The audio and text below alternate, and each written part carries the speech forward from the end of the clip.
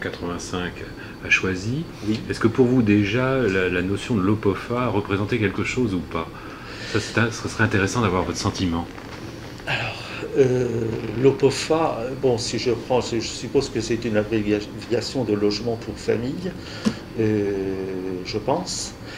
Et je pense que c'est une histoire qu'il faut aller rechercher ailleurs. Est-ce qu'il faut aller également la rechercher avec la fin de la guerre d'Algérie? Est-ce qu'il y a donc un réaccueil de personnes d'Afrique du Nord? C'est certain, comme dans tous ces quartiers. Il y a eu certainement cela. Et il y a eu également tous les mal logés de la ville de Paris qui ont pu avoir également un logement sur ce quartier. Et dans l'histoire de ces quartiers également, il faut voir les modifications urbaines du Paris intramuros. Et il faut savoir que ces quartiers appartenaient à l'interdépartemental de la région parisienne, dans l'interdépartemental, et effectivement en clair à la ville de Paris. Et une part du territoire communal d'Orly comme celui de Choisy était pratiquement propriété de la ville de Paris, comme si on peut se permettre là une comparaison, le cimetière de Thiers appartient bien à la ville de Paris, il n'appartient pas du tout à la commune de Thiers. Bon, nous étions tout à fait dans ce même type de propriété foncière. Et c'est un site qui a été en fait plus ou moins délaissé par la ville de Paris parce que cet office interdépartemental a pris des proportions monstrueuses dans tous les départements de périmètre de la grande couronne urbaine pour devenir ingérable et ne plus être capable d'entretenir, ne plus être capable de gérer même la collecte des loyers, jusqu'au moment où l'éclatement du département 78 a pris effet sur les différents départements,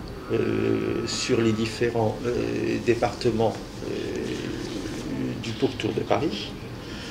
Et à ce moment-là, ce patrimoine a été dévolu à un office d'HLM départemental qui était donc le PAC 94, qui a repris ces éléments de la ville de Paris, qui a repris cette population qui était une population qui vivait ailleurs que dans la commune, et les efforts des maires, Louis Luc, là j'en suis certain, Gaston Villain-Saorly, j'en suis certain tout autant, ont eu un travail très important de réaccueillir en ville une population qui n'était pas très intégrée au tissu urbain, et de faire en sorte que la ville ne soit pas le centre-bourg historique, mais que la ville soit au contraire tous les quartiers et ouvrir entièrement la ville à l'intérieur de ces quartiers. Alors disons que c'est comme ça que j'ai ressenti un petit peu les LOPOFA, et j'ai ressenti cette volonté de Louis Luc de prolonger, de trouver des liaisons entre différents quartiers à travers ce type de site, plutôt que d'en faire ou d'avoir des éléments qui vivent dans une sorte de réclusion. Des relations avec justement la population, le voisinage, comment ça se passait? Est-ce que ça a été un travail de réhabilitation tout à fait normal et simple pour vous, ou vous avez des souvenirs ou autres associés à ça? Écoutez, nous avons, je dois dire qu'il ne reste aucune séquelle de difficulté, aucune. Alors que nous pourrions citer des quartiers apparemment simples qui ont donné lieu à beaucoup de complexité. Ces quartiers qui donnent des réhabilitations complexes sont souvent des quartiers dans lesquels le maître d'ouvrage est très absent. Alors que je dois dire que le PAC 94 a été très présent auprès de ses locataires. Il a repris en main une situation très difficile de l'interdépartemental en donnant une présence, en affirmant le rôle du gardien, en accueillant des amicales de locataires. Enfin, je veux dire, bon, ce qui signifie que lorsque nous sommes intervenus, nous ne sommes pas intervenus dans une situation conflictuelle entre le locataire et le bailleur.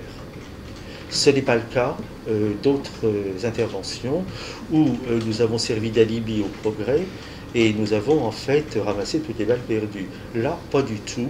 Et je dois dire que la collaboration des locataires a été en tout simple, parce que les locataires savaient très bien qu'ils seraient gênés par les travaux, mais que les travaux étaient faits pour eux. et dans leur intérêt, et qu'ensuite on n'allait pas les massacrer avec des loyers, où on ne justifiait pas des surloyers, on remettait à niveau un patrimoine, on travaillait dans une grande honnêteté. Enfin, en tout cas, c'est ce qui était porté sur tous ces quartiers d'Orly-Choisy.